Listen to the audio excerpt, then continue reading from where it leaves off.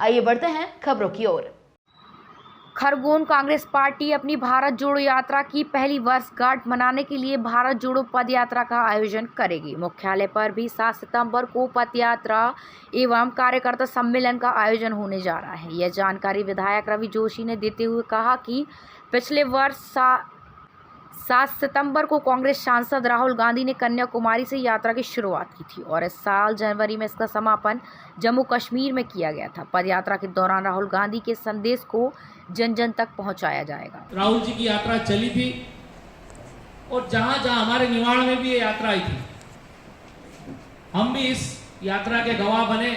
जब जब ऐतिहासिक भारत जोड़ो यात्रा की चर्चा होगी और जब जब मध्य प्रदेश की चर्चा होगी, निश्चित तौर पर हम लोग भी उस इतिहास के सहभागी बने, आप लोग भी बने थे।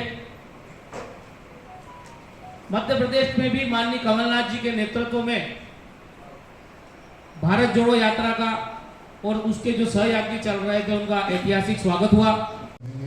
उसके बाद वो यात्रा यहाँ आगे और सभा में आदरणीय राहुल गांधी जी की जो यात्रा जिस उद्देश्यों को लेकर निकाली गई थी कि देश के अंदर भाई को भाई से लड़ाने की नीति बंद होना चाहिए, देश में बलात्कारों की समस्या है, देश में भ्रष्टाचार की समस्या है, बेरोजगारी की समस्या है, तमाम चीज़ों को लेकर 4000 किलोमीटर से अधिक और विशेष बात है कि निमाड़ अंचल में 4 दिन तक ये यात्रा रही।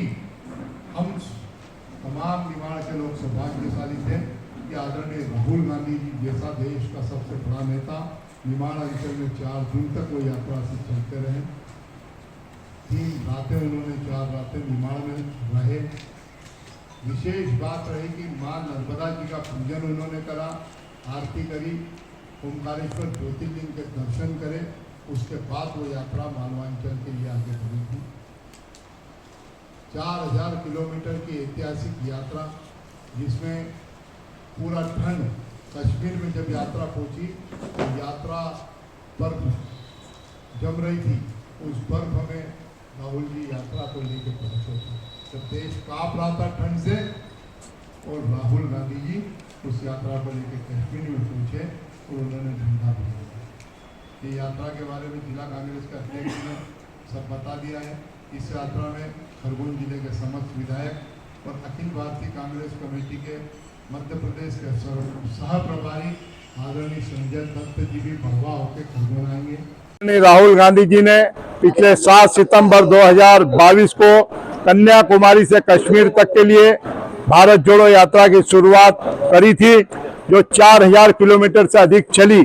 देश में सांप्रदायिक माहौल खराब करते रहे कुछ लोग, उसके खिलाफ देश में अमन चैन शांति के लिए, देश में बढ़ते हुए भ्रष्टाचार के खिलाफ, महंगाई के खिलाफ ये यात्रा का आयोजन आदरणीय राहुल गांधी जी ने करा था, जिसको 1 वर्ष पूर्ण होगा।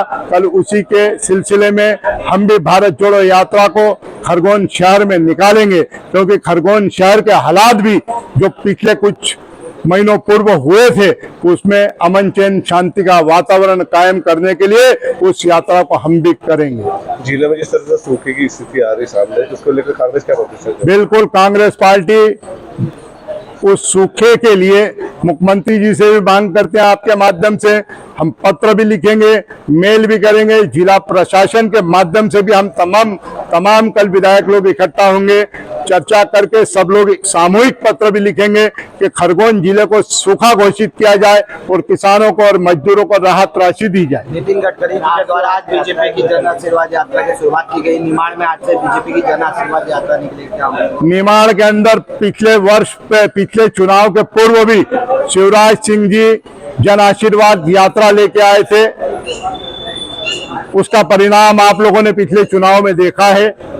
उस यात्रा से कोई फर्क पड़ने वाला नहीं है, जनता का आशीर्वाद उनको मिलने वाला नहीं है, क्योंकि कल ही नीमच में उनकी यात्रा का विरोध हुआ। हम विरोध नहीं करेंगे, लेकिन पिछले वर्ष भी उन्होंने यात्रा निकाली, खरगोन जिले की 6 की 6 सीट कांग्रेस की झोली में आई थी। उनकी यात्रा का प्रभाव निमाड़ में नहीं, पूरे मध्य प्रदेश में कहीं नहीं पड़ेगा। निमाड़ में आरोप लगाया जा रहा है कांग्रेस के द्वारा पत्थर फेंका जा रहा है, आरोप लगा रहे हैं। अब वो फेल हो गए, दुखी हो गए, तो कांग्रेस पे आरोप लगाना उनकी नीति बन गई है। ठीक है। तो भैंसपुर में भी तो इतना विरोध हो रहा है, अगर वहाँ पत्थर फेंका तो वो तो आरोप लगते रहते हैं, आरोप तो चलते रहते हैं। आरोप प्रत्यारोप अलग है, लेकिन जनता जब आक्रोशित हो गई, जनता ने पत्थर फेंके तो उस पत्थरों का कांग्रेस से क्या लेना देना।